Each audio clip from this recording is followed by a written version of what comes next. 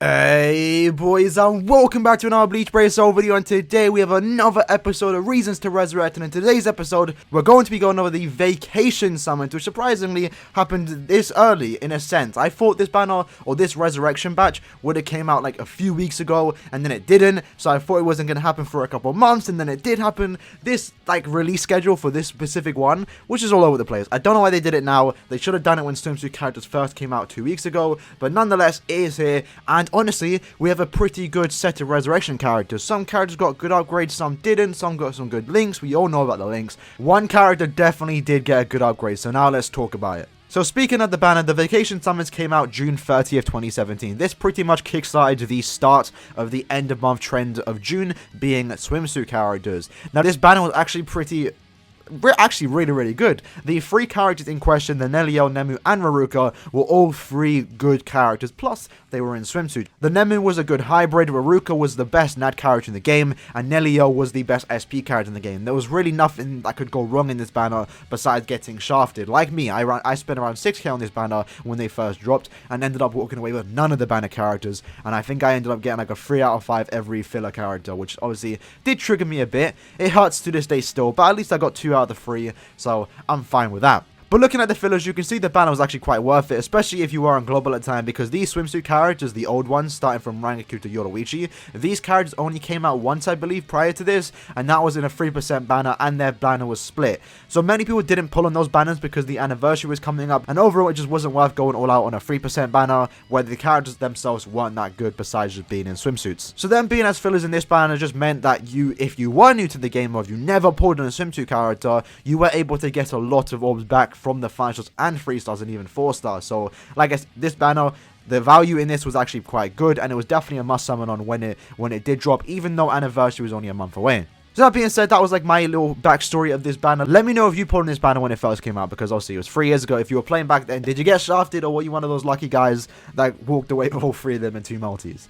That being said, now let's talk about their characters and their resurrections. So before we do talk about the characters, let's talk about what actually changes when you do resurrect. So every character gets the exact same stat increase. Now the stat increase isn't anything too important because of Transcendence, but it is nice just to have extra stats. It's always nice to have, especially if you do decide to use these characters as links, which most of the time, some cases, these characters will end up being very good links. One other change that every melee character gets is that if your range isn't 375 on your NAD string, you will see that increase to 375. So if you do have long reach, you're going to get an increase in your normal attack range, even though you didn't see an increase in any long reach skills or something like that. So that is pretty good for melee characters. If you are a NAD character and you do get resurrected and you see that increase in your normal attack string, it's always nice to have. It's a small buff they get, and it isn't anything too important, but it's just nice to have if you do decide to use these characters. Another change you will see, but you don't see in this banner because they all got good strong attacks, is the fact that if you have 2 range strong attacks and then your third strong attack is a melee strong attack, that will also change to become a range attack. Even though it will work the exact same, it will just be classed as a range attack, so you can have an easier time guard breaking.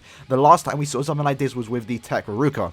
So that's pretty much all the changes that you see with resurrections. Now let's talk about the characters, starting off with Swimsuit Ruruka. So Swimsuit Ruruka is actually a very good character. Now, unfortunately, she didn't see the best upgrade. She probably saw the worst upgrade out of all of them, and it's a bit disheartening to see. So originally, her skills are as follows: Berserker plus 20%, Bombardment, Bruiser plus 40, Havoc plus 30, Sprinter plus 1, and Weakened Defense. Pretty good set of skills for a character that came out a while back. Now, when she did come out, she was actually a very, very good NAD character. Usable in PvP, usable in PvE. She was definitely sought after because of how good she was. Now, unfortunately, with the upgrade in the Resurrection, she didn't really see the best upgrade. So she got the following skills: Berserker plus 30%, Bombardment, Bruiser plus 40, Havoc plus 30, Sprinter plus 1, and Weakened Defense. So yes, the only increase she saw with her Resurrection is a 10% increase on her Berserker, which if you don't know is extra 10% strong attack damage.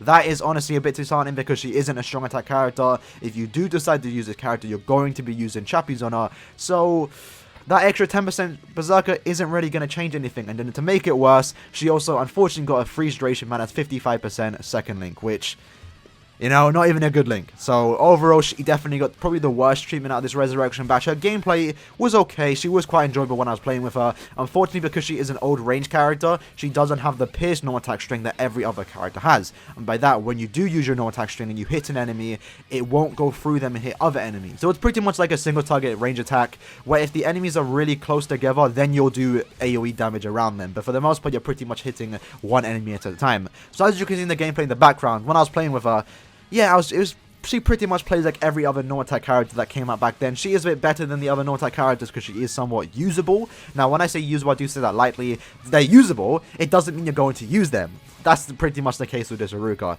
Unfortunately, overall, she just didn't get the best upgrade. She's, like I said, somewhat usable. And with this Resurrection, that pretty much confirms that she's going to be sitting in your box for the rest of this game's lifespan.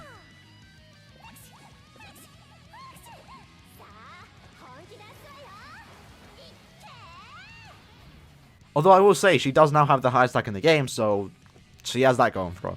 Now let's talk about Nemu. Now Nemu is a pretty good character. Unfortunately, she wasn't the best characters when she did come out because she was a hybrid character. Now, back in the day, hybrids were normally a thing. You always saw kind of the same pattern. We had a no attack character in Ruruka, a strong attack character in Neliel, and then you always saw a third character that was kind of a hybrid. They didn't know what they wanted to be. Now this Nemu is pretty much that. Now she has a similar attack and SP stats just to show that she is again a hybrid. Her attack is a bit higher, but it really doesn't matter, especially with an upgrade because now she becomes more of an SP character, which I do think is a pretty good upgrade. Now let's actually quickly talk about her skills. So with her skills, the original 6-star version had the following: 40% Berserker, 30% Bruiser, 40% Devastation, 20% Long Reach, Medic, and Sprinter +1. If you don't know, she is a healer. She does have a second strong attack that can heal. It does do damage because she did come out after Broken's release, which is pretty good. And overall, it was just an okay kit. She was an alright character. And now with the Resurrection, she actually did get a pretty good upgrade. So what did she get when she resurrected? Well, firstly, her second soul trait is now 16% strong attack damage, which is pretty good when you look at her skills, which now are as follows: Bruiser plus 30%, Devastation plus 40%, Frenzy, Long Reach plus 20%, Medic, and Sprinter. Which, yes, she lost the 40% Berserker in exchange for Frenzy, which in my opinion is a good thing. The extra Frenzy does make a big difference. I wasn't able to test her pre-resurrection and post-resurrection, but I will tell you right now that the difference between 40% Berserker and Frenzy is a big difference, and it definitely does make you a lot better. So now she is more of a strong attack character, so the additional strong attack damage she got from her soul trait and the Frenzy definitely makes her more usable. In addition to that, her no attack range also saw an increase, similar to what I mentioned earlier in the video where she didn't originally have a 375 radius, so now it went to that, and with her 20% long range, she now has a 450 normal attack range, which is honestly pretty good. So if you do decide to rock a NAD build with her, which I guess you can do, it will work quite well. Now, there is another thing I wanted to mention about this Nemu, and that is the fact that her strong attacks also saw a hit count increase. Now, I'm pretty sure this is because of the Frenzy, but I do want to mention it just in case, because when we do talk about Neliel in a couple minutes, she also saw an increase in her strong attack hits, even though she didn't pick up Frenzy. So I wasn't entirely sure if this is because of the Frenzy or not, but that being said, her SA1 and 2 used to hit 4 times, now it hits 6 times, and her SA3 used to hit 4 times, now it hits 8 times. So overall, a pretty good upgrade. Is she usable? Honestly, yeah. Her kit-wise is okay. She did see a decent increase. I believe she also has a full screen strong attack, so she's honestly pretty good. I definitely say she's usable now. Alright, so now let's talk about Swimsuit Neliel. This artwork on screen now, probably still to this day, one of the best artworks. Like, god damn. And I remember when they revealed this character. And funny enough, if you didn't know, they revealed it on a KGS livestream, which they haven't done in a while. You kind of missed those, but this was insane when they first revealed it. And she is honestly still good to this day. And honestly, when you do see the gameplay, when we do talk about her resurrection, she is, in my opinion, the first actual usable resurrection character. The other characters, like I said, are usable. Doesn't mean you're going to use them. Neliel, I would actually use quite a bit. I have her, and I'm going to be using her a lot this week because I didn't get to use her when she first came out. Obviously, as you know, at the start when I did mention it, I spent 6 kelps for her, didn't get her, and I got her around 2 years after where she wasn't really usable. So now that her resurrection's out, I'm going to make sure I have some fun time using her, and I definitely might consider links on her because she's actually pretty good. So what changed with this resurrection? So let's go over that. So originally on her soul tree, she had the following skills: Bruiser plus 20%, Frenzy, Havoc plus 30, Long Reach plus 20, and Sprinter. a decent set of skills. It's an okay. Funny enough, she has 30% Havoc, which is quite insane. Characters back in the day used to get skills like this where they didn't have the best strong attacks, and then they had these insane numbers. 30% Havoc. Imagine a new character got that. That'd just be mad. So it's okay. She has an okay set of skills. Her strong attacks are okay. First is the lunge. Second is a vortex. A small vortex, which I don't mind. I don't normally like vortexes on strong attack characters. But with the young Byakuya and this Neliel, I can kind of mess around with it. I'm fine with that. And then a third is like around 700 radius AoE. It's okay. It's not 900, but it's still usable. And then with her resurrection, she got the following skills: Bruiser plus 30%, Devastation plus 40, Frenzy, Havoc plus 30, Long Reach plus 20%, and Sprinter plus 1. That means her Bruiser went up by 10%, so it's now 30, and she also picked up Devastation plus 40, which if you don't know what that is, that increases her Soul Bomb damage by 40%, which is actually very, very good. It's going to help her nuke a lot more if you do decide to use this character. In addition to that, she also saw an increase on her normal attack range similar to Nemu. It was 390, now it's 450, so that means she saw an increase by 60 points, which is okay. Now, that's pretty much all it is for a kit. However, she did see an increase for her strong attack 1 hit count and also strong attack 3.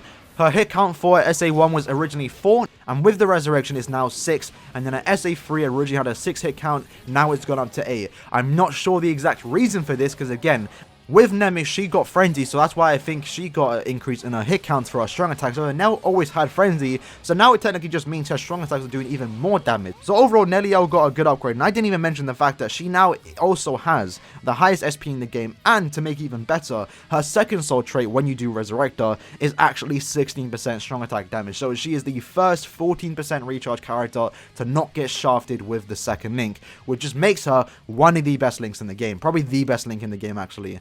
When it comes to not Senkai Aizens and Zangetsus and stuff. But overall, like, pretty good upgrade, right? She definitely got the best treatment. She's now usable, and she's also one of the best links in the game, which is what you want to see when it comes to resurrecting characters. I'm happy how she got treated.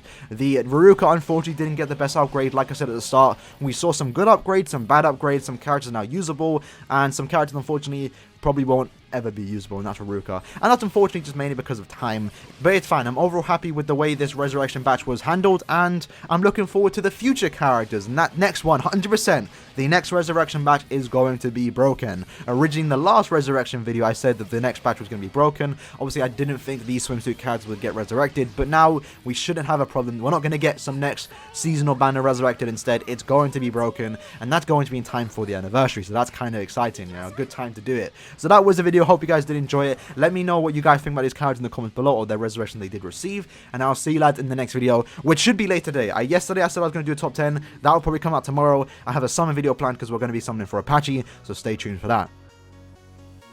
Anyway guys, I'll see you in the next one. Peace.